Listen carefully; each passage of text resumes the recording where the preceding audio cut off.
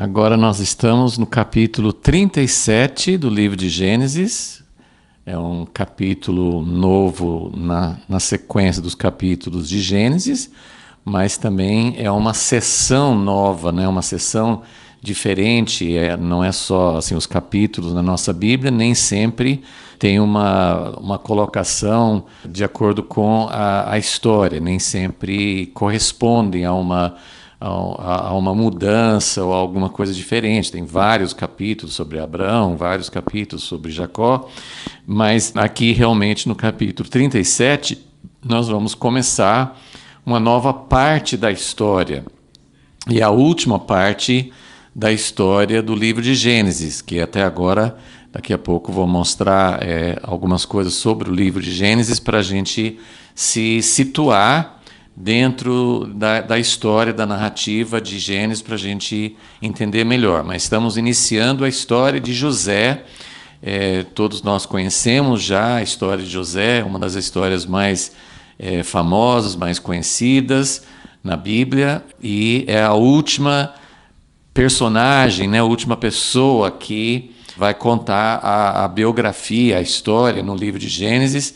Já vimos Abraão, Isaac e Jacó, e agora nós vamos ver a vida de José. Ele é um dos 12 filhos de Jacó, mas ele tem um destaque especial nessa parte da história. Então vamos orar, vamos pedir que essa história é uma história linda, uma história dramática, é uma história impressionante. Vamos orar para que o Senhor nos ajude a iniciar essa história e começar a entender algumas coisas que Deus quer nos mostrar. Senhor, nós sabemos que tudo que está aqui, que o Senhor escolheu colocar nas Escrituras, tem um objetivo, não é só para contar uma história, não é só para deixar registrada a história do povo de Israel, mas tem várias partes da história, vários personagens da história que tiveram uma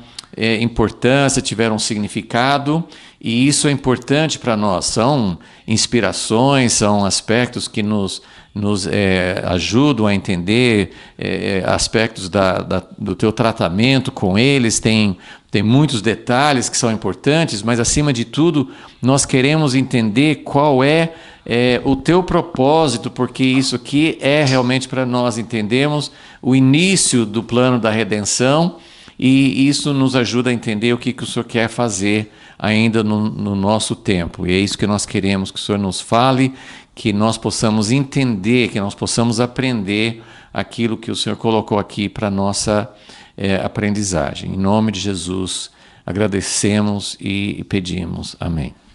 Então, só para a gente se situar no livro de Gênesis, vamos lembrar que esses aqui são os capítulos do livro de Gênesis. Os primeiros 11 capítulos de Gênesis falam sobre um período muito grande da história. São 11 capítulos, mas abrangem desde a criação até Abraão, de acordo com as genealogias e a cronologia que nós temos na Bíblia, seria de aproximadamente 2000 anos, só nesses 11 capítulos. Mas se olharmos outros indícios, outros aspectos assim da idade, outros achados arqueológicos e outros fatos que nós sabemos, que nós podemos aprender, seria mais de 2000 anos. Então, esses 11 capítulos são muito importantes, mas Deus não achou importante colocar muitas informações. Então, nós temos aqui a criação, nós temos o pecado do primeiro casal no Jardim do Éden, e depois a sequência que foi aumentando e piorando a situação. A queda foi se tornando cada vez pior, e até que chegou a ter o dilúvio com Noé. Então tudo isso aqui está, e ainda tem a Torre de Babel depois do dilúvio. Então tudo isso está nos primeiros 11 capítulos de Gênesis. Importante para a gente saber o começo das coisas, mas o interesse maior, o foco maior das Escrituras é a respeito do plano de redenção.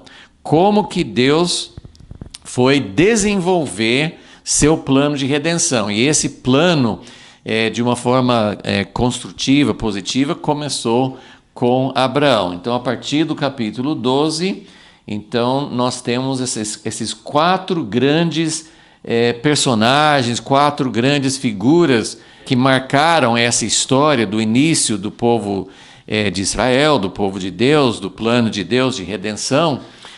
Então nós temos 4 personagens, nós vimos 3 e agora vamos começar na 4ª. Então temos primeiro Abraão, esses são os capítulos que contam a história dele, depois vem Isaac e depois Jacó e agora José.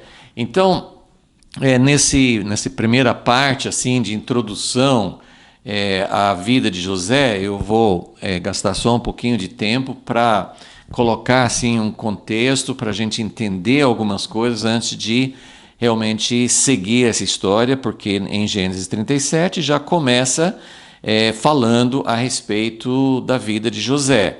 Mas antes de começar essa história, esse relato, né, em Gênesis 37, eu quero colocar algumas coisas para a gente entender melhor. Então, primeiro, o fato de que nós temos a história de 3 homens que são considerados patriarcas. Essa última história, que começa no capítulo 37 e vai até o fim do livro, capítulo 50, a história de José tem vários diferenciais, vários aspectos que são diferentes, que precisamos prestar atenção. Porque a sequência é Abraão, Isaac e Jacó, José. Mas essa sequência, ela não é igual. Abraão, Isaac e Jacó, eles são chamados de patriarcas. E até Deus se chama do Deus de Abraão, de Isaac e Jacó. Não Abraão, Isaac e Jacó e José. E tem uma diferenciação. Apesar de que vocês podem ver aqui que José recebe muita atenção, ele recebe um espaço grande na história de Gênesis, no livro de Gênesis, uma grande parte, na verdade, um pouquinho, é semelhante, não é muito maior do que o espaço dado a Abraão e Jacó. Isaac é o que tem a história mais curta, mas, na verdade, o espaço dedicado a José é maior do que qualquer um dos outros. Então, são fatos interessantes, importantes para a gente olhar agora nesse começo da história. Então, primeiro, assim, a história de José, ele não está no mesmo par, ele não é o 4º patriarca. E tem várias coisas em relação a isso, porque os primeiros 3, além do fato de que Deus se chama o Deus de Abraão, Isaac e Jacó, nós temos assim que Deus fez uma aliança com Abraão, deu promessas para Abraão, e essas promessas foram renovadas, transmitidas para, depois de Abraão, passou para Isaac, e depois de Isaac passou para Jacó. Então, isso é muito claro na história, nos registros históricos aqui do livro de Gênesis. Essa aliança, essas promessas, elas foram renovadas por Deus, não só Abraão dizendo para Isaac: olha, você é meu filho, você vai continuar crendo na promessa, porque isso depois aconteceu. Todas as gerações que eram fiéis a Deus transmitiam a mensagem, transmitiam a aliança, transmitiam as promessas. Então, eles mantiveram isso vivo no Egito, eles mantiveram isso ao longo da história. Então, era assim, as promessas, a aliança, foram continuadas de geração em geração, mas somente para os 3 primeiros. Depois, de uma forma coletiva, Deus renovou para Moisés, mas assim, como patriarca, como esses pais da nação, foi somente para os primeiros 3 que Deus falou, que Deus se comunicou diretamente e fez questão de renovar essas promessas para eles. Na verdade, nós não temos um registro na história de José de que Deus tenha falado diretamente com ele. Ele recebeu uns sonhos, que está bem no começo da história, aqui no capítulo 37. Mas nós não temos assim, porque mesmo Jacó sonhou, mas era Deus falando com ele, Deus falava com ele no sonho.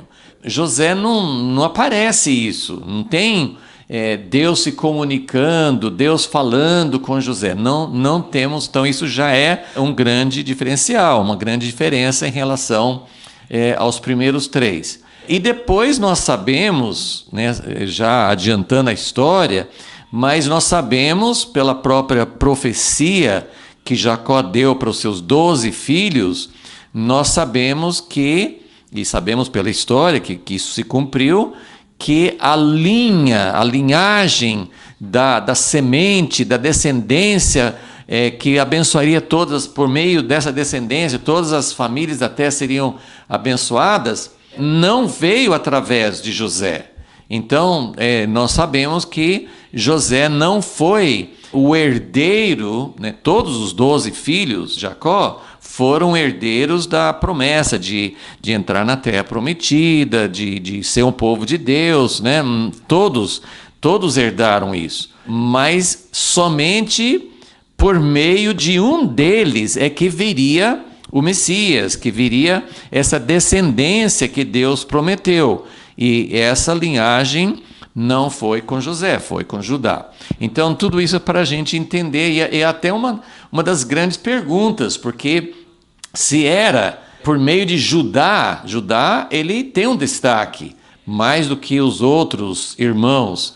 Mas nessa parte da história, quem realmente é o centro das atenções, quem realmente é o centro, aqui até o final do livro de Gênesis, é José, não é Judá. Então são coisas importantes para a gente explorar, para a gente inquirir, para entender o propósito de Deus no seu plano de redenção. Então isso é para a gente entender esse aspecto, né, de que essa última parte do livro de Gênesis não vai focar em Judá, não é a linhagem por meio da qual virá o Messias. Esse não é o foco. O foco é José. E a gente já sabe da história, então sabemos que tem uma razão para isso, por causa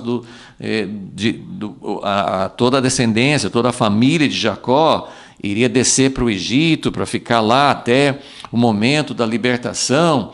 Então, tudo isso aconteceu por meio de José. Eles foram preservados durante a fome, preservados da morte, preservados por causa de José. Então, José desempenhou um papel muito importante, e ele é a personagem que está no centro das atenções agora. Mais uma coisa para a gente olhar é que o livro de Gênesis, ele tem uma divisão, não essa divisão dos nossos capítulos, ele tem uma divisão que nós temos mencionado, que é uma palavra hebraica que significa,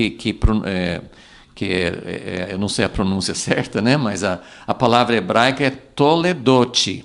E essa palavra aparece aqui em Gênesis 37, versículo 2, que fala, a minha tradução aqui, minha versão fala, esta é a história de Jacó. Mas eu até coloquei aqui no grupo dos que acompanham o estudo sistemático, um arquivo que nós já mostramos no início do livro de Gênesis, que mostra todas as divisões, todas as vezes que o livro de Gênesis usa essa palavra, que são marcas divisórias no livro. Então, no início do livro de Gênesis, capítulo 2, fala, esta é a história, essa palavra toledot é a história, mas provavelmente a tradução melhor seria, essa é a genealogia, ou essa é a descendência. Mas a primeira vez que isso aparece no capítulo 2 de Gênesis é sobre a história dos céus e da terra. Mas eu coloquei esse arquivo, não vou falar sobre... coloquei no grupo, vocês podem ver como que o livro de Gênesis foi dividido com essas descendências. essa história. E geralmente, por exemplo, a partir de Abraão, geralmente quando fala a história de Abraão, fala esta é a genealogia, ou essa é a descendência do pai dele. Então, no final do capítulo 11 de Gênesis, fala assim, este é o Toledote de Tera, o pai de Abraão. Mas assim, não vai contar a história de Tera, vai contar a história da descendência. Então, aí quando vai falar sobre Isaac, é a descendência de Abraão. Quando vai falar sobre a história de Jacó, é a descendência de Isaac. Então, aqui no capítulo 37, fala, esta é a descendência, esta é a história, a genealogia de Jacó. Mas nós já ouvimos bastante, né? Teve todos esses capítulos aqui, de 28 a 35, já contou muita coisa sobre Jacó. Agora não é a história de Jacó, agora é a descendência de Jacó. E a descendência de Jacó vai falar um pouco sobre Judá, vai falar um pouco sobre os outros irmãos por cima, mas a história, realmente, a personagem central é José. Então, a sequência de divisões no livro de Gênesis segue dessa forma e tem algumas seções que são curtas, né? Tem a descendência de Ismael, tem a descendência de Esaú, que vimos na última aula. Então, essa é a história, essa é a última parte, né, de Toledote, é a última parte do livro de Gênesis. Esta é a história da descendência de Jacó, e vai até o final do livro. Então, é a última parte de Gênesis que vai tratar, então, sobre essa história. Agora, algumas coisas, assim, importantes, algumas já falei, mas algumas coisas, assim, que estão no nosso esboço, né, se você estiver acompanhando. Nós temos de todos os 12 descendentes de Jacó, então, a atenção maior na história aqui de Gênesis a atenção maior dada para José, por causa da importância que ele vai ter neste momento da história. Neste momento da história da descendência de Abraão, dos 12 filhos, de tudo que Deus vai começar a fazer, a nação, ela vai ser formada mesmo, ela vai começar a multiplicar, se tornar mais do que só uma família, um clã, vai se tornar uma nação, um povo dentro da terra do Egito. Então, como nós sabemos, José foi central nessa parte da história. Então, por isso que o foco maior é dado a ele, e porque ele exerceu realmente, não foi uma coisa só circunstancial, um acaso, mas realmente ele teve realmente uma posição muito destacada nessa parte da história, né? Eu acho que eu não coloquei aqui no esboço, mas é bom a gente lembrar agora nesse começo aqui que José é uma das duas pessoas no Primeiro Testamento, porque nós temos a história de muitas pessoas, né, nessa história toda. Aparecem várias pessoas importantes, Abraão, Isaac e Jacó, tem Moisés, tem Samuel, tem os reis, Davi principalmente. Então nós temos muitas pessoas, profetas, né? Mas a única pessoa, a Bíblia não esconde defeitos. Todos os 3 patriarcas tiveram defeitos, cometeram grandes erros. Algumas pessoas tiveram assim, a parte assim, muito interessante, né, da história do povo de Deus, como pessoas como Jacó, né, uma pessoa que tinha muitas falhas de caráter, cometeu erros muito sérios. Aí nós temos o rei Davi, que é alguém que sobressai, né, como um homem segundo o coração de Deus, o próprio Moisés, mas eles tiveram erros, e a Bíblia não esconde esses erros. A Bíblia não tenta colocar assim, olha, esse aqui é um herói. Então, né, às vezes nós temos uma tendência de idolatrar uma pessoa, de não ver os erros até em pessoas contemporâneas, né? Nós convivemos com pessoas, às vezes alguém da nossa família que a gente admira muito e a gente não quer nem mencionar, a gente não quer nem olhar para os defeitos ou para os erros, né? E a Bíblia é muito... Isso é uma característica diferente até de outras religiões, assim, se você vai contar a história de alguém que foi muito importante, muitas vezes você passa por cima, você não fala dos defeitos, e a Bíblia não faz isso. Mas tem duas pessoas, né, nessa época antiga, né, antes da vinda de Jesus, tem duas pessoas que sobressaem como pessoas, claro, eles tiveram pecados, não eram pessoas perfeitas, mas são pessoas assim, que a gente não conhece. A Bíblia não aponta defeitos nem de José aqui e nem de Daniel. Eram duas pessoas que realmente aparecem como eu falei, tinham seus erros, tinham pecados, não eram pessoas santas, perfeitas, mas eles tiveram um caráter acima do normal. Eles eram pessoas exemplares.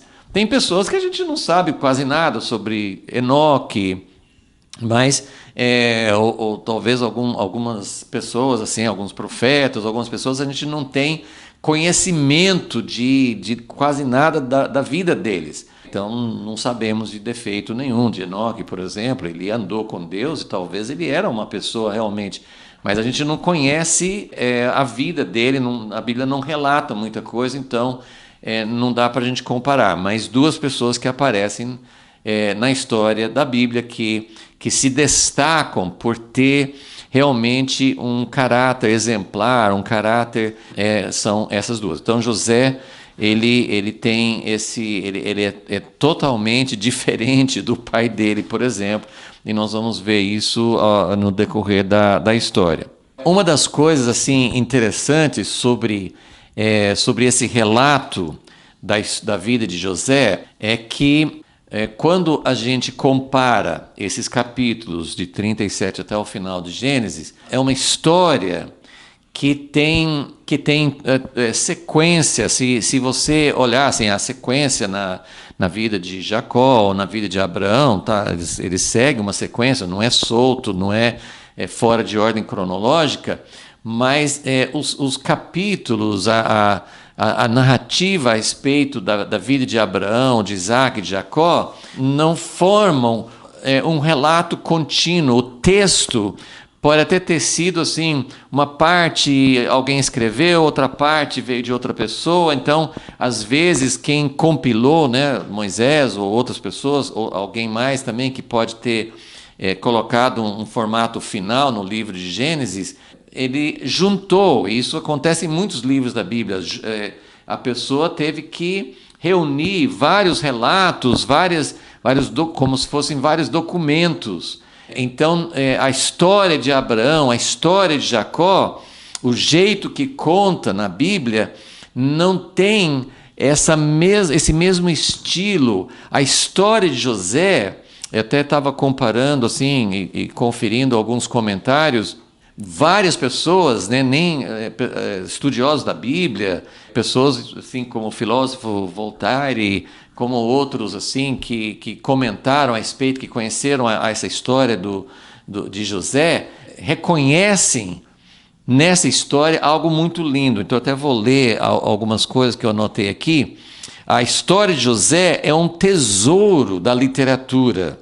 Um dos documentos, isso nas palavras como eu falei, de pessoas que não eram estudiosos da Bíblia, não eram pessoas que necessariamente eram pessoas que conhecem a Deus assim, de uma forma mais pessoal.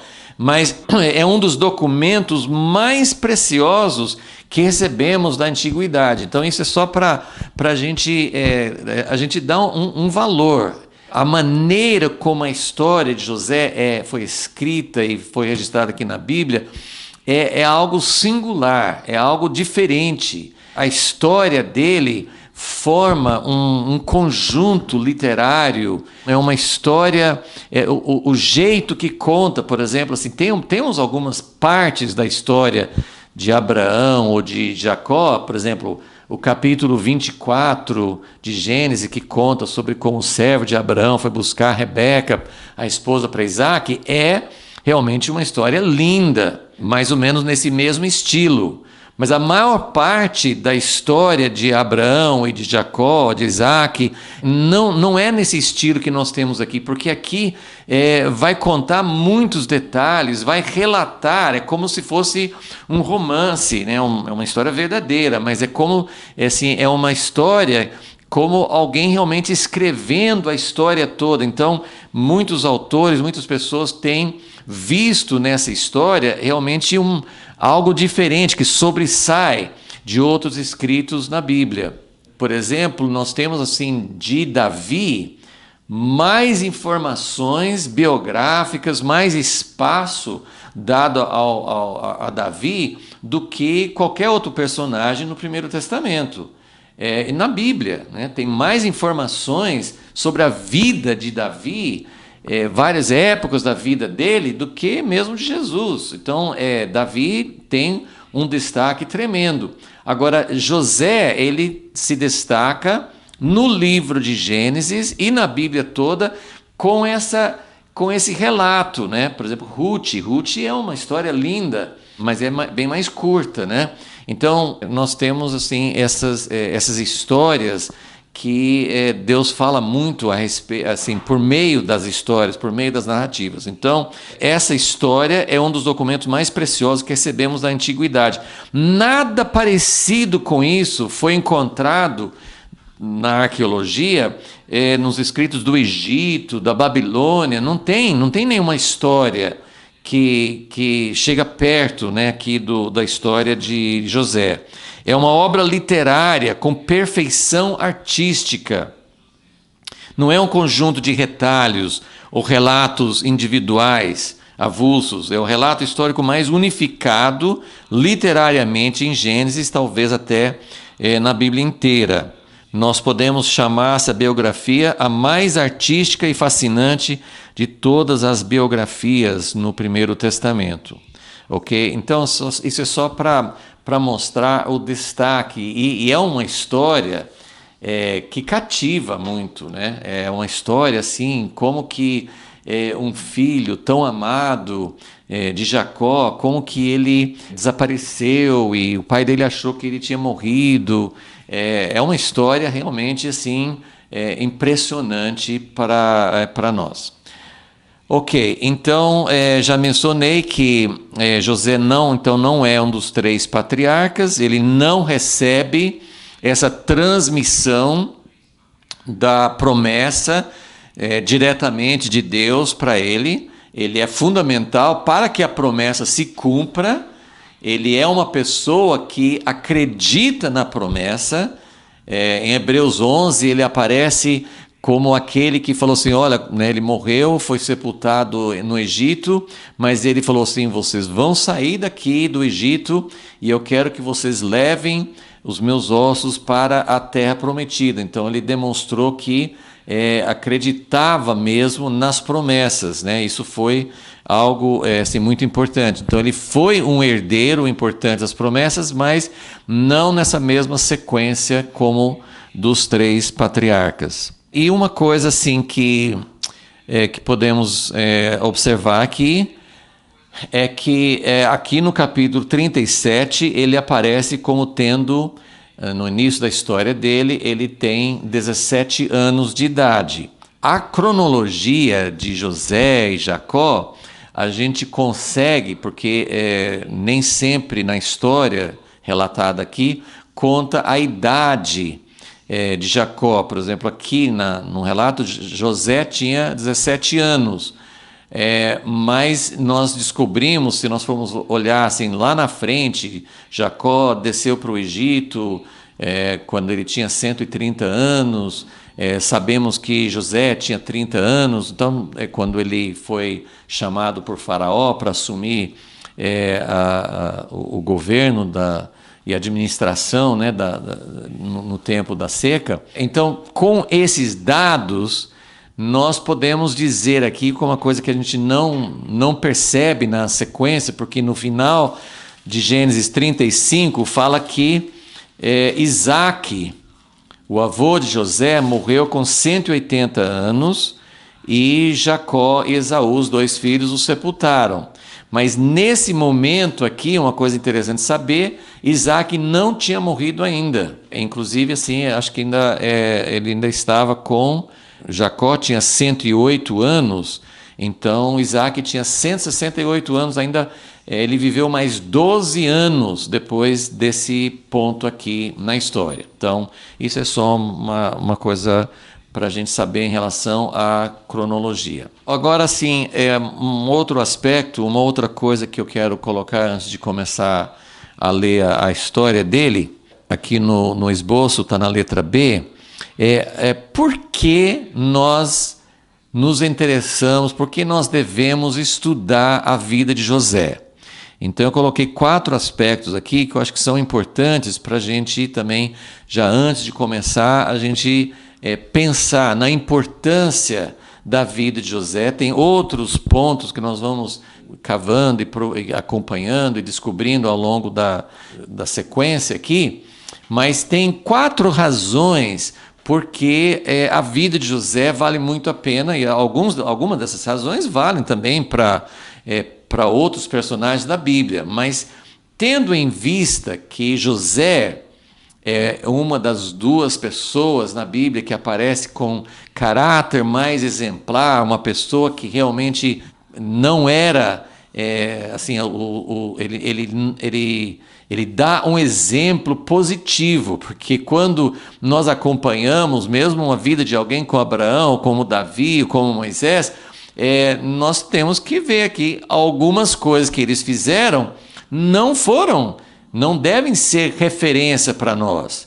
Nós não devemos usar a vida de Davi, os erros dele, como desculpa para que a gente faça igual. São coisas que não devem ser imitadas, são coisas que causaram muita dor, frutos muito amargos. Então, a vida, quando a gente estuda a vida de vários outros homens e mulheres de Deus na Bíblia, tem coisas que a gente diz, isso aqui é algo que vale a pena, eu quero imitar. Agora, tem outras coisas que não, que como a Bíblia não esconde os defeitos, os problemas, tem várias coisas na vida de outras pessoas que não vale a pena. Agora, a vida de José, porque a vida de Daniel é semelhante, mas também nós não temos tantas informações sobre a biografia, sobre os acontecimentos da vida de Daniel. Temos algumas coisas no livro de Daniel, mas José tem uma história muito mais completa. Então, a primeira coisa para a gente usar a vida de José como base, para a gente estudar, como razão para estudar, é o seu caráter, né? A vida dele é realmente um grande modelo. E ele é uma pessoa singular também, porque nós temos exatamente José e Daniel, essas 2 pessoas, são 2 exemplos. Nós temos também Esther, que ocupou a posição de rainha, temos Neemias, que era um governador, mas José e Daniel são os 2 mais destacados que tiveram uma função de governo, não sobre o povo de Israel, não como Davi, Salomão, Ezequias, Josias, que governaram o povo de Deus. José foi só abaixo de Faraó, o governador de todo o Egito, né, que era o país, não era um governo de Deus, não era o reino de Deus, e era o lugar mais poderoso daquela época, daquela região. Mesma coisa Daniel na Babilônia, depois na Pérsia. Daniel serviu dentro de governos poderosos, mas não do povo de Deus. Então são 2 exemplos de pessoas que são 2 modelos, né? E justamente eram as pessoas que não aparecem com muitas falhas de caráter, coisas assim. Então são pessoas que vale a pena a gente estudar.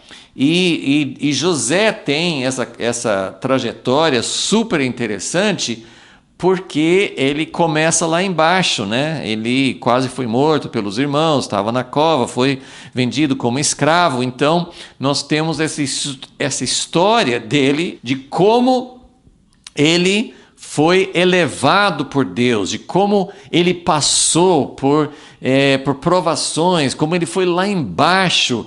Então, a vida individual, assim, eu estou dizendo assim, essas são coisas que servem para nós. Então, você pode estudar a vida de José simplesmente para entender como Deus trabalha na vida de alguém, como Deus foi preparando José, e como nós temos outras pessoas na Bíblia. Davi também passou por muita coisa.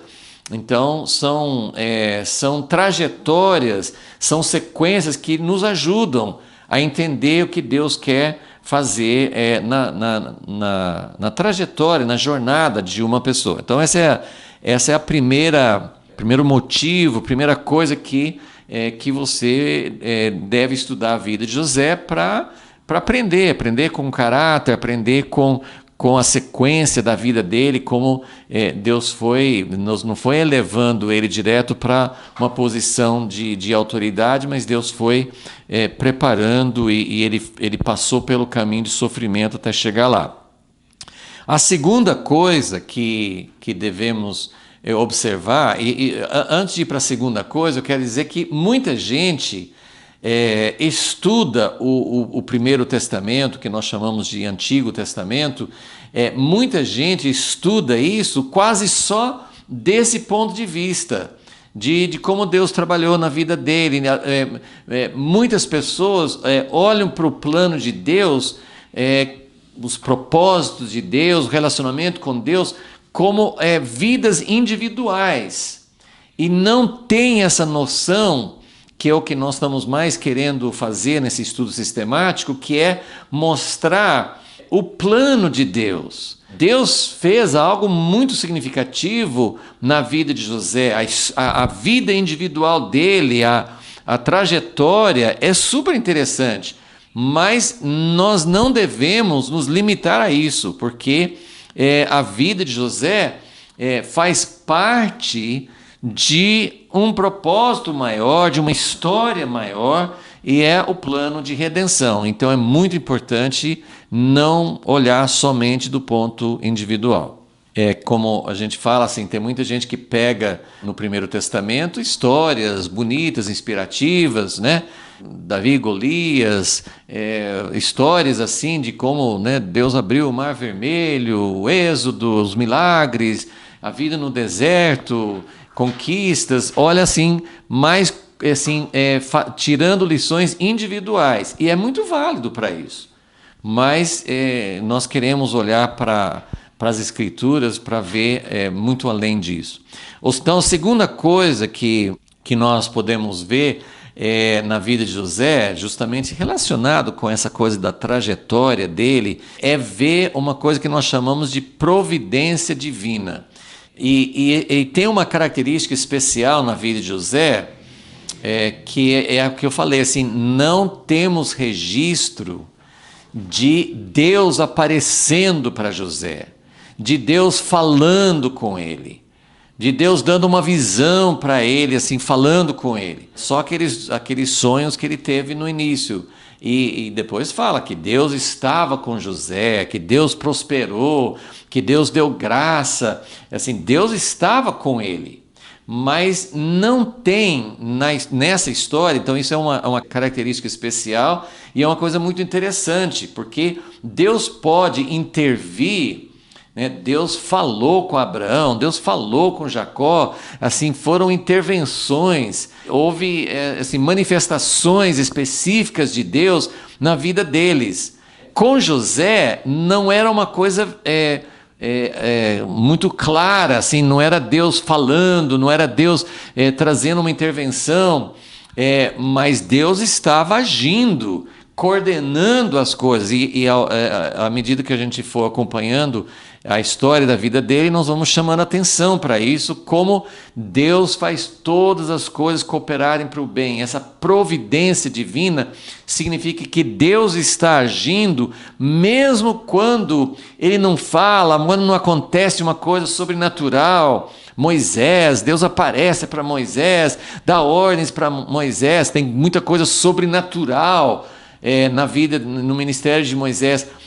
Com José não tem esse elemento assim, nem de Deus falar e nem de Deus fazer milagres aparentes. Foram milagres, mas é o que nós chamamos de providência de Deus, que Deus agindo nas circunstâncias e direcionando, muitas vezes sem a própria pessoa perceber. Então, isso é um aspecto assim, que nós podemos chamar de providência, podemos chamar de graça, a graça de Deus na vida dele, para direcionar as coisas e para fazer com que tudo aconteça de acordo com o propósito de Deus. A terceira coisa também que vale muito a pena a gente salientar, mas no final do nosso estudo sobre José, depois nós podemos juntar as várias coisas, mas mais do que, olha, tem outro fator muito interessante na vida de José, que mais do que qualquer outra pessoa no Primeiro Testamento, mais ainda assim, Davi, claro que ele aponta muito para Jesus. Jesus é o filho de Davi. Davi reinou, Davi fez a casa, assim, queria fazer a casa de Deus. Davi era um homem segundo o coração de Deus. Então, Davi mostra muita coisa sobre Jesus, aponta muito para Jesus. E nós podemos encontrar aspectos, né? Abraão oferecendo Isaac, tem muitas coisas que mostram Jesus na vida daquelas pessoas.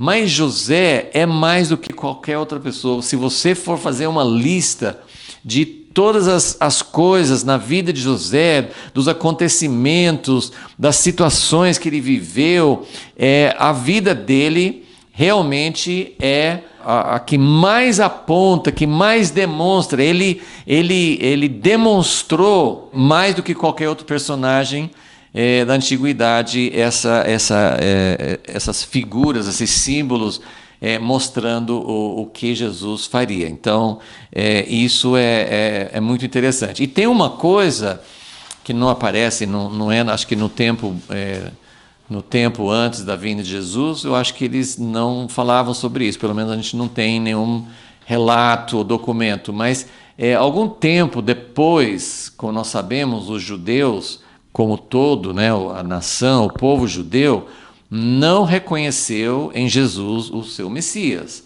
Então, depois da vinda de Jesus, eles continuaram falando, ainda vem o Messias, estudavam as Escrituras, ainda ficavam esperando a vinda do Messias. E algum tempo, talvez 2 ou 3 séculos depois de Jesus, alguns rabinos, eles estudando as profecias e estudando várias coisas sobre o Messias, eles viram que tinha 2 características diferentes do Messias, apontando na vida das pessoas, mas apontados também pelas profecias, porque Isaías 53, por exemplo, fala do Messias sofredor. Mas a maioria das passagens, das profecias, falam a respeito de o Messias que vem para reinar, para trazer o reino de Deus, né? Então é interessante que nos escritos dos rabinos, nos escritos judaicos, alguns até achavam que seriam 2 pessoas, 2 Messias diferentes. Então eles têm o Messias ben José, né, filho de José, um Messias que seria semelhante a José, mas no sentido do sofrimento, porque José depois, ele também foi exaltado e governou, tal. Mas assim, quando os judeus falavam a respeito de um Messias que seria semelhante a José, o filho de José, eles falavam muito sobre assim a parte da vida dele que ele sofreu. Então existe isso até hoje, né, no meio dos judeus, de pensar de um Messias. Alguns judeus acham que seria dois aspectos do mesmo Messias, o bem José e o bem Davi, né? O filho de José e o filho de Davi. Mas eu só estou falando isso porque é interessante que os próprios judeus, os estudiosos, né, os rabinos, eles veem em José um apontamento, uma figura, né, alguém que simboliza o Messias. É muito forte isso, tudo que ele passou, e o tipo de vida, e as coisas que ele passou. Então, esse é o terceiro aspecto para estudar a vida de Davi. E o quarto é esse que eu falei, já que nós queremos enxergar em José, nós queremos estudar na vida de José, por quê? O que Deus queria, né, para o papel dentro do plano de Deus. Então, nós podemos estudar o caráter, podemos estudar a jornada dele, podemos ver nele um símbolo, uma figura, um exemplo do Messias, mas nós podemos ver a questão da providência divina, mas nós queremos ver também como José desempenhou um papel importante, né? Não o papel de levar os descendentes de Abraão para a terra prometida, mas de levar da terra prometida para o Egito, que era um passo importante, mas nesse passo importante, a descendência, né, de Jacó, de Abraão, Isaac e Jacó, eles teriam que ser preservados. Então, José desempenhou um papel muito importante, muito necessário nessa etapa do plano de Deus. Então, isso é algo também que nós vamos continuar estudando.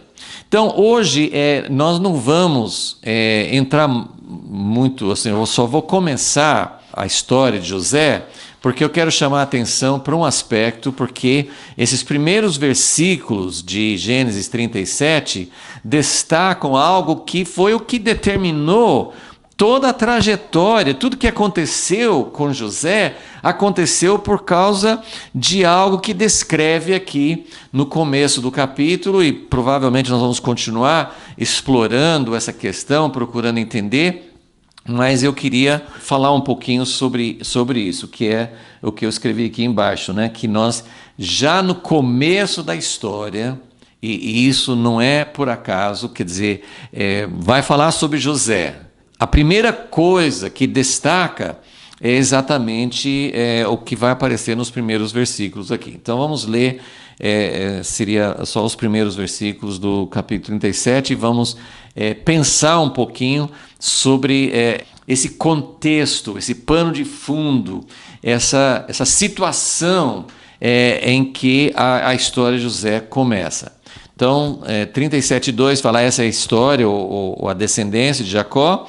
Sendo José de 17 anos, apacentava os rebanhos com seus irmãos. Esse era o trabalho deles. Eles não eram agrícolas ainda, eles eram pastores, né? Eles criavam rebanhos. Então ele apacentava os rebanhos com seus irmãos.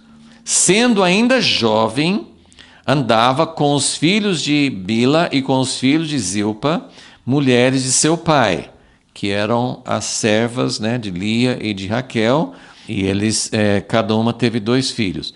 E trazia más notícias deles a seu pai. Então, ele não era um irmão querido, né, pelos outros irmãos. Ele não tinha o afeto dos irmãos. Por quê? Aqui começa falando que ele falava de tudo que eles faziam errado. Ele era um dedo duro. Ele ficava relatando aquilo que eles estavam fazendo. E isso, eles, né, os irmãos não gostavam. Aqui fala especificamente desses 4 irmãos, né? Mas isso, com certeza, todos os irmãos compartilhavam isso. Mas no versículo 3, já vai mostrar que antes dele começar a fazer isso, tinha um outro fator que causou inimizade, que esse sentimento entre ele e seus irmãos.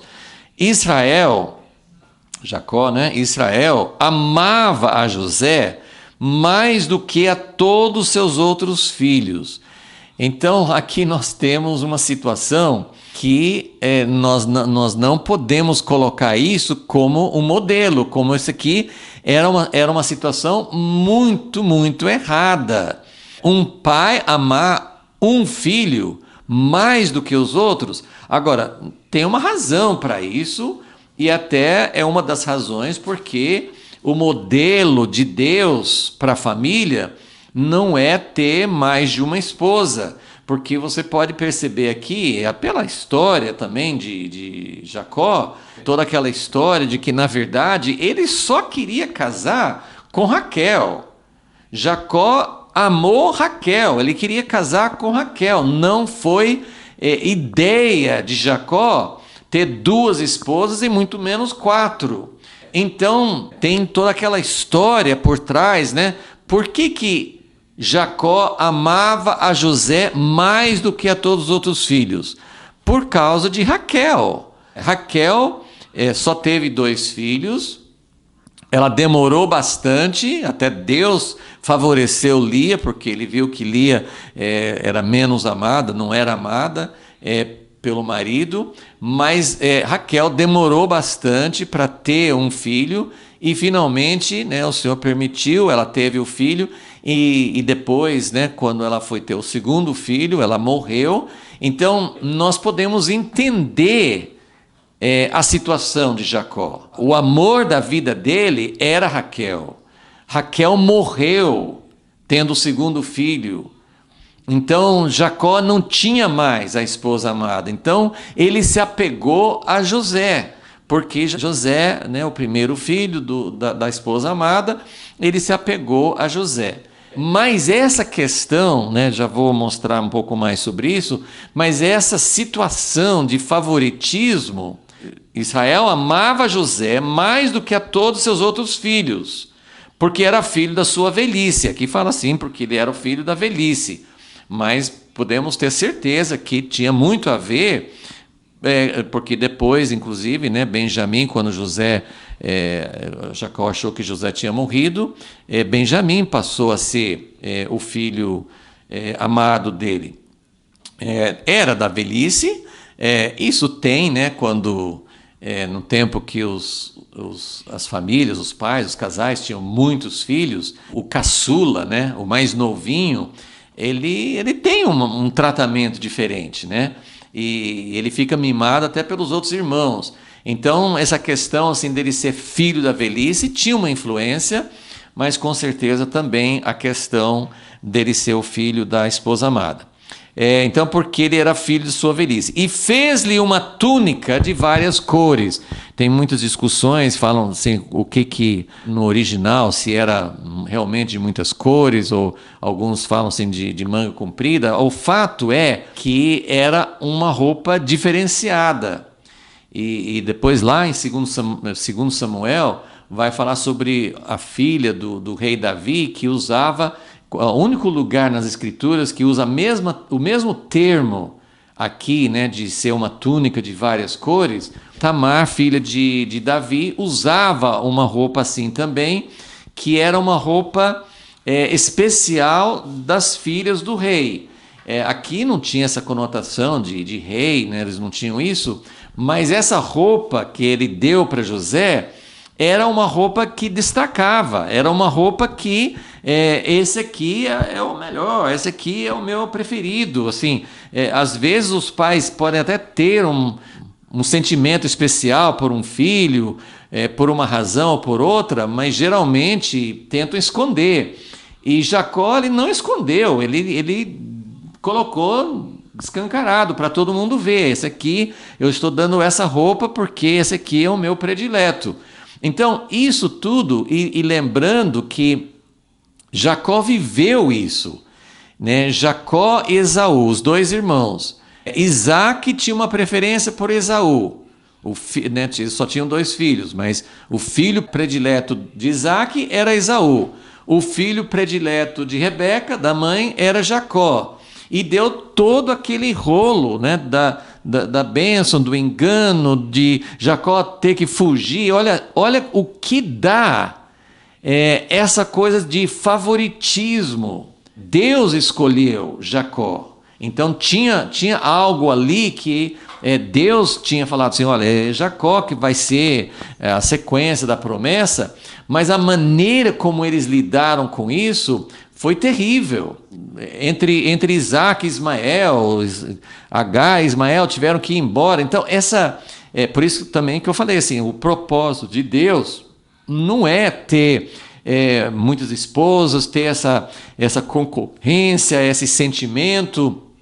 Isso tudo a gente vê, assim, nós vamos comentando mais sobre a família, né? A família de Jacó, a família que vai dar origem à nação de Israel, os 12 filhos, as 12 tribos, e tanta coisa ruim aconteceu. Já vimos o que aconteceu com Rúben, que foi deitar com a madrasta dele, foi Simeão e Levi, que mataram todo aquele pessoal em Siquém. Vai ter uma história terrível de Judá, as histórias, e dos 12, né? Os 10, né? Benjamim não fazia parte ali, mas os 10 irmãos que quiseram matar José. Então, quanta coisa ruim estava acontecendo nessa família.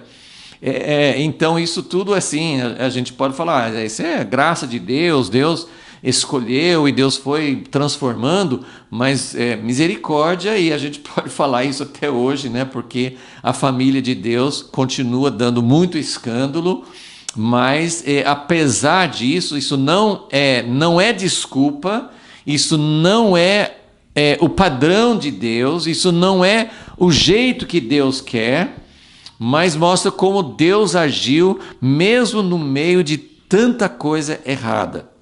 Mas então Jacó, ele sabia o que dava, né? Ele não deve ter associado, não deve ter pensado nesse momento, mas ele deveria saber que escolher um filho, destacá-lo como seu preferido, usar favoritismo, tratá-lo de uma forma diferente.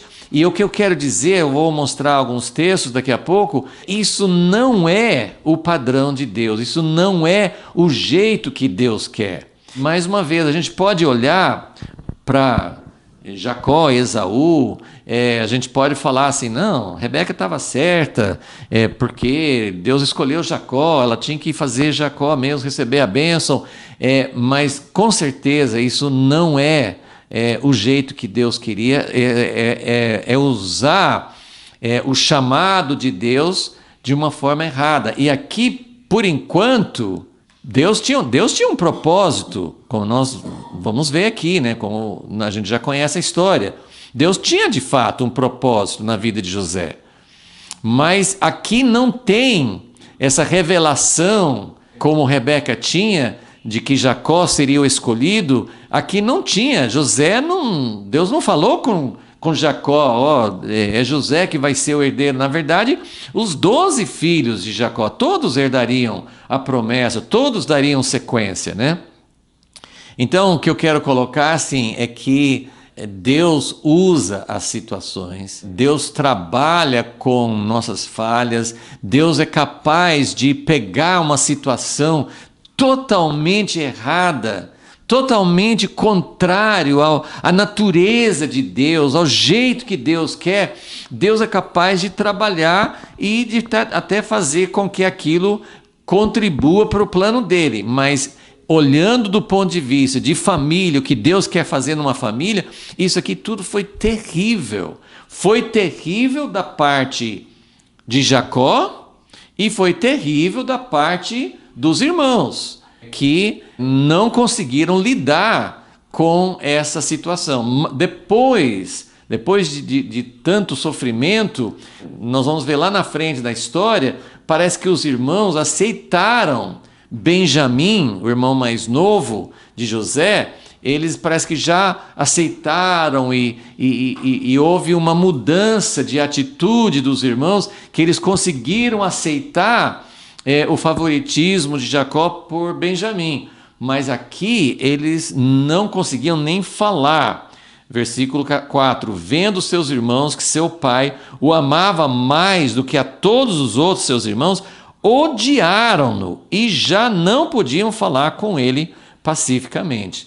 E aí tem a história, que eu não vou entrar agora, mas tem a história dos sonhos, que José ainda sonha que todos os feixes dos irmãos se inclinam diante do feixe dele, e eles interpretaram certinho, entenderam o que seria isso.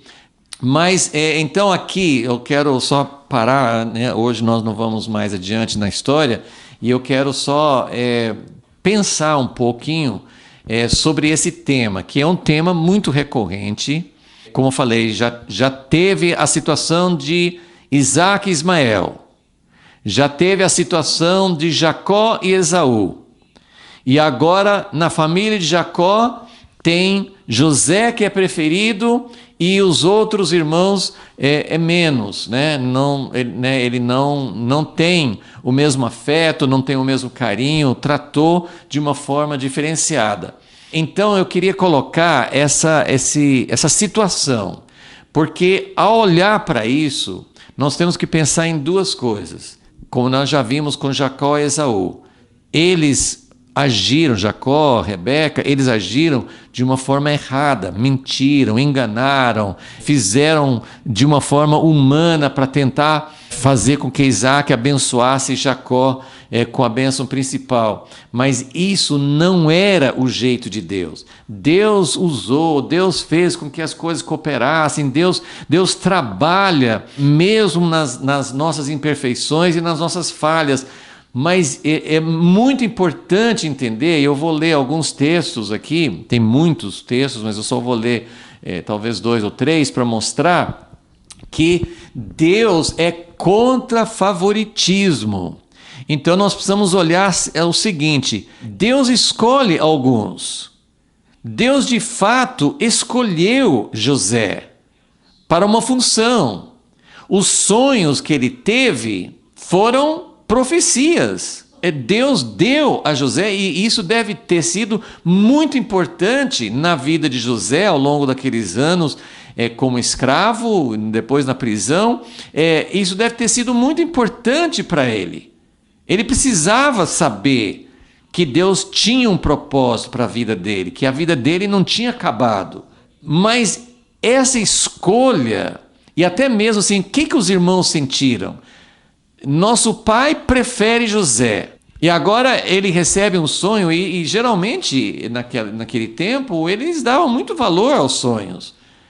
Os irmãos devem ter ficado, não sei, assim, isso vai acontecer, não vai acontecer. Depois eles até quiseram matar o irmão, depois venderam como escravo para que aquele sonho não se cumprisse. Porque o que eles entenderam do sonho? Eles entenderam do sonho que José ia ser o líder, que ele ia dominar, que ele ia o tipo de governo. E quando você olha assim, você vai reinar sobre nós, você vai dominar sobre nós. Nós temos, mais ainda naquela época, assim, o domínio era uma coisa terrível, podia ser cruel, podia ser alguém se aproveitando, explorando os outros, por causa de ser o dominador. E nós que conhecemos a história, como ela termina, o plano de Deus para José não era que ele dominasse, né? O sonho se cumpriu literalmente. Eles foram para o Egito e se inclinaram diante de José. Mas não era um domínio para o mal deles, era um domínio para o bem. José foi lá no Egito, como nós sabemos, foi levado por Deus para preservá-los. Ele sofreu para chegar lá. E ele cumpriu um propósito de Deus. E é isso que Deus quer. Então, eu queria contrastar aqui esses dois conceitos, de que realmente Deus escolhe alguns com um papel especial. Né? Deus tinha um papel nesse momento para a vida de José, mas ele não foi a linhagem do Messias. Deus tinha escolhido uma outra pessoa. É muito fascinante pensar sobre esse chamado de Deus e como nós, como seres humanos, como nós somos dominados por inveja, por ciúme, por não querer que o outro sobressaia. Assim, ciúme é uma coisa terrível. É um sentimento terrível que nós temos. Por que Deus favoreceu alguém? Ou por que alguém... E nós temos exemplos terríveis de pessoas que sobem na vida e que pisam nos outros, abusam dos outros, usam mal esse privilégio que eles recebem.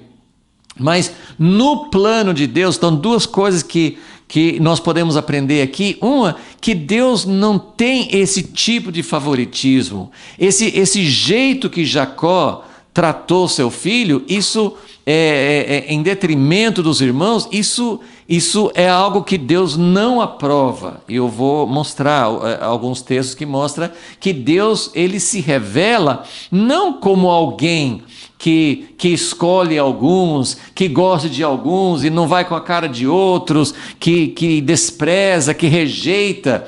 Nós precisamos fazer uma grande diferenciação, e é algo que a gente já tem falado, né, quando falamos sobre Jacó e Esaú, que o chamado, a escolha de Deus não significa que Deus não queria Esaú, que Deus não queria Ismael. Era uma escolha para cumprir uma função, e Deus pode escolher quem Ele quiser.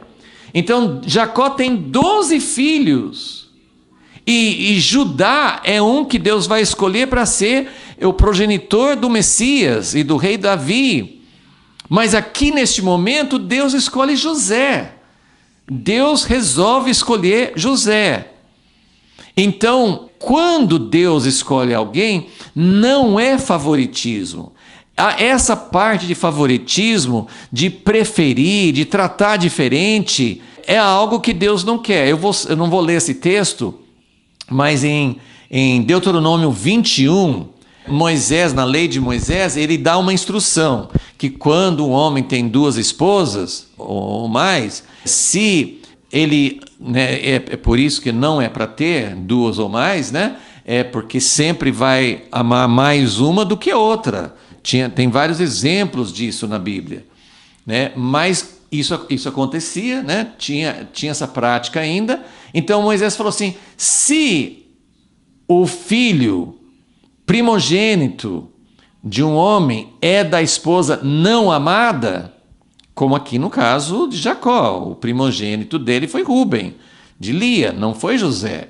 Mas aí na lei de Moisés, o pai não poderia dar preferência ao filho da esposa amada. Então ele tinha, se o primogênito fosse da esposa não tão amada, então, mas não importa, ele era o primogênito e ele tinha que receber os direitos. Então isso mostra assim que Deus, na questão de justiça, na questão de tratamento, na questão assim de ter valor para Deus, Deus não tem favoritismo. Vamos ler só alguns textos para mostrar isso. Eu vou ler um no Novo Testamento, em 1 Pedro, e depois eu vou ler alguns no Primeiro Testamento. Em 1 Pedro 1,17 fala assim, 1 Pedro 1,17: Ora, se invocais por Pai aquele que, sem acepção de pessoas, julga segundo a obra de cada um, andai em temor durante o tempo da vossa peregrinação.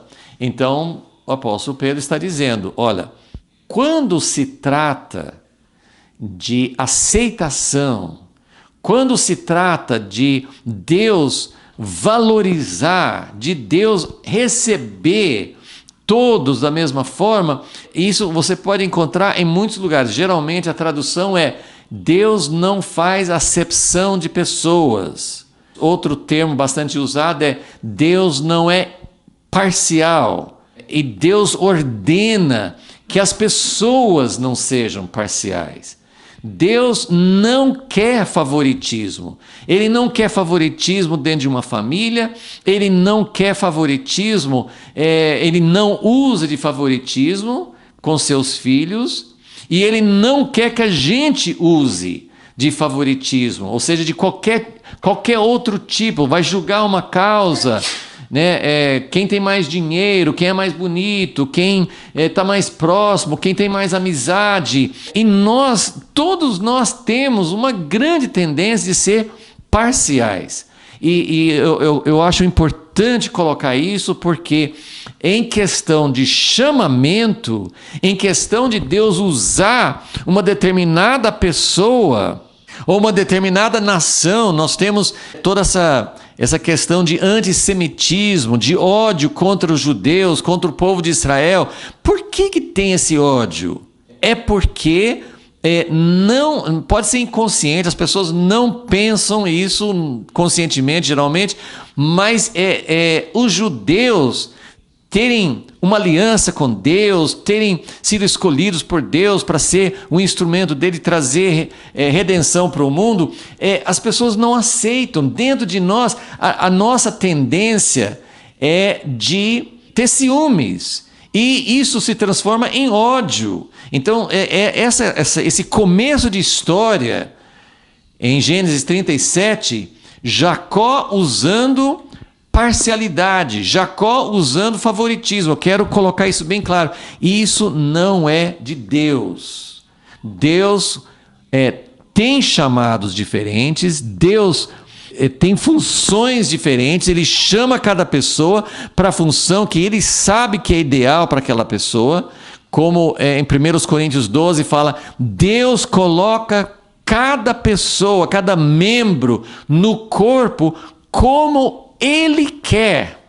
Então não tem discussão. Eu sempre penso no time de futebol, de qualquer outro esporte. O técnico, ele vai colocar a pessoa na função, ele vai mandar jogar, vai tirar do jogo do jeito que ele quer, porque ele sabe o que é melhor. Os técnicos erram, mas Deus não erra.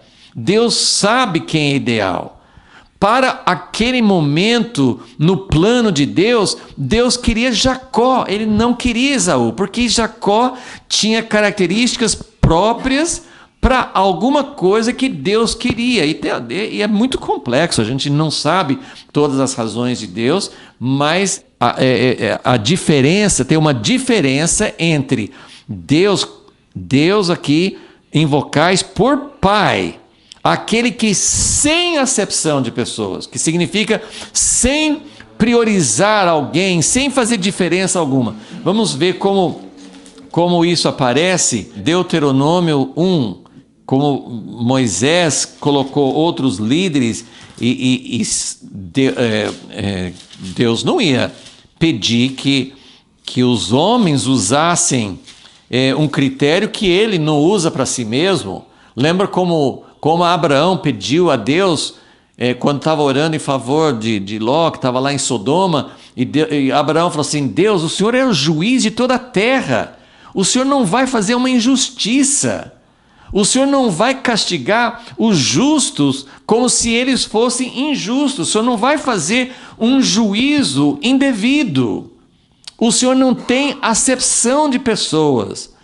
Quando Pedro entendeu que Deus tinha ouvido as orações de Cornélio, lá em Atos capítulo 10, ele fala assim, quando ele chegou na casa de Cornélio e viu que o anjo de Deus tinha aparecido para Cornélio e tudo, Pedro começa seu discurso e fala assim: agora eu percebo que Deus não tem acepção de pessoas, que Deus pode ouvir um gentio do mesmo jeito que ele ouve um judeu. Então, em Deuteronômio 1, quando Moisés estava colocando os juízes no meio do povo dele, do povo de Deus, ele fala assim, Juízes 1,16: no mesmo tempo ordenei a vossos juízes, ouvi a causa entre vossos irmãos, e julgai com justiça entre um homem e seu irmão, ou o estrangeiro que está com ele.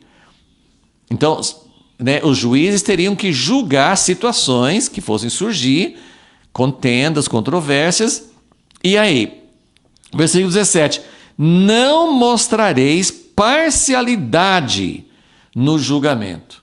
ouvireis tanto o pequeno como o grande, não temereis a ninguém, pois o juízo de Deus. Então, isso é algo que é enfatizado vez após vez após vez. Mais um texto em 2 Crônicas, mas se você for procurar seguir na Bíblia, assim, todas as vezes que fala sobre parcialidade ou sobre não ter acepção de pessoas, você sempre vai encontrar isso. Deus não tem parcialidade. Quando se trata de ter vida eterna, ser aceito por Deus, Deus amar as pessoas, a Bíblia afirma claramente: Deus não tem parcialidade.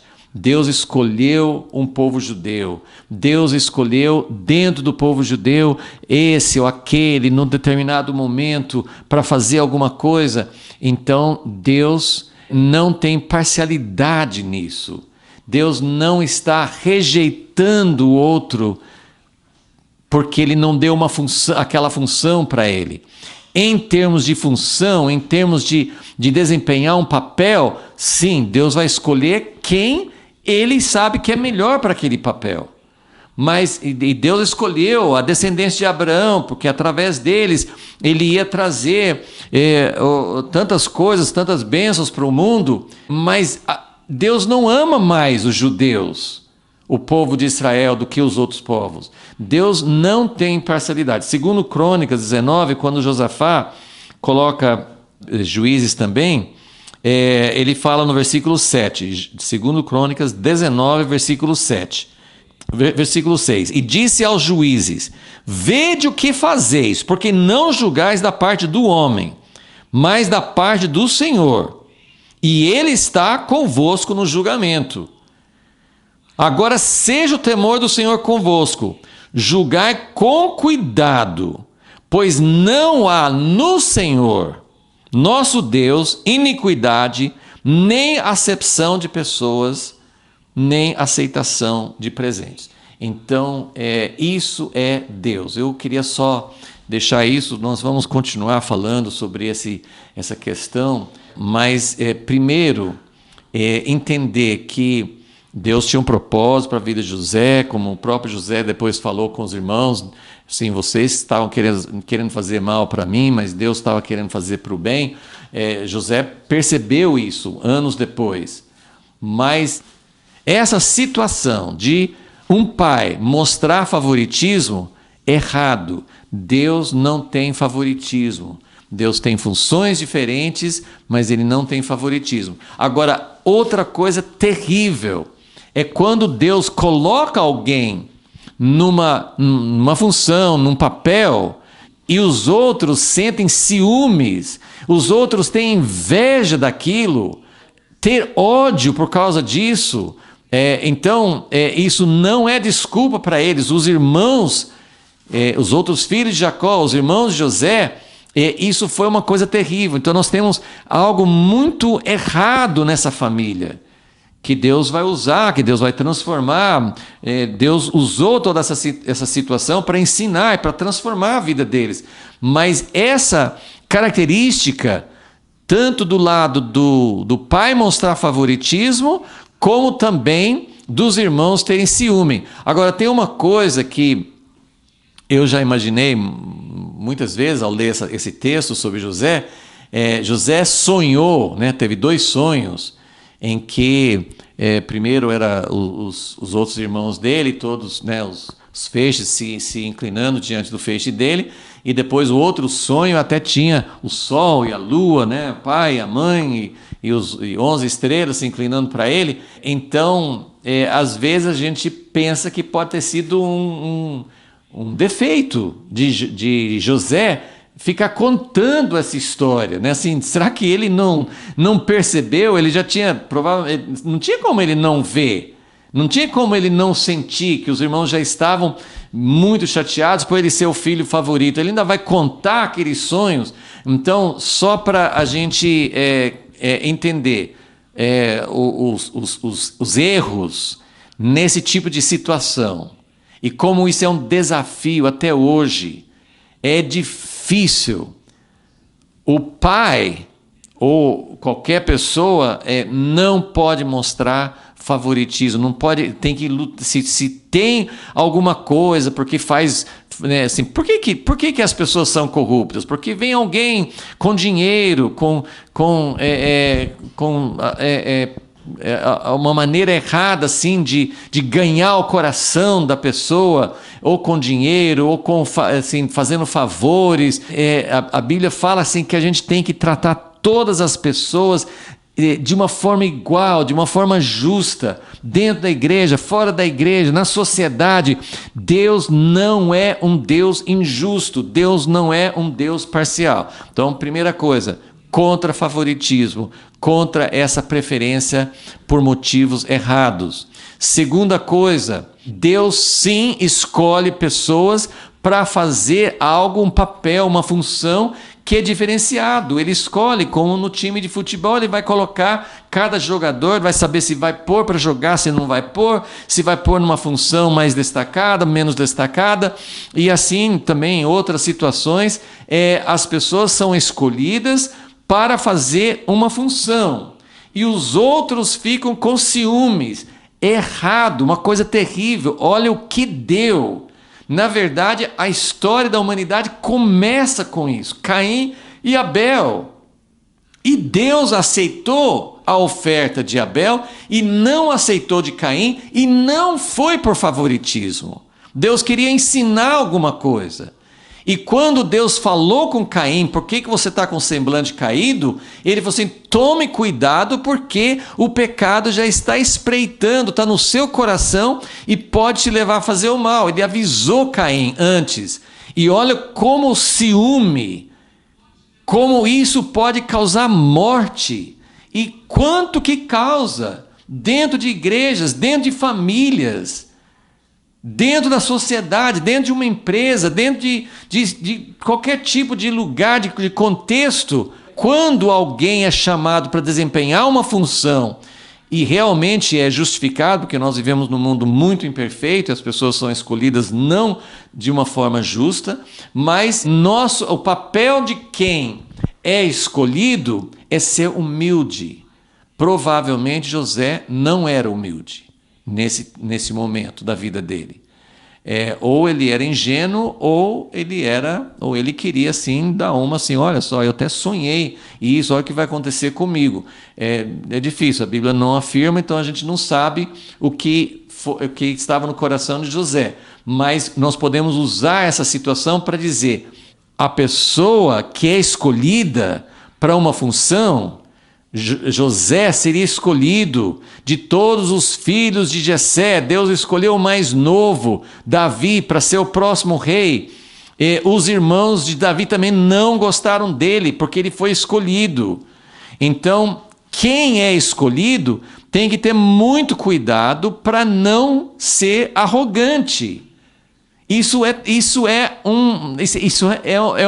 uma tendência também. Todos os escolhidos tem uma tendência grande de se acharem mais do que os outros, de serem presunçosos ou arrogantes, prepotentes. E quem não é escolhido precisa aceitar.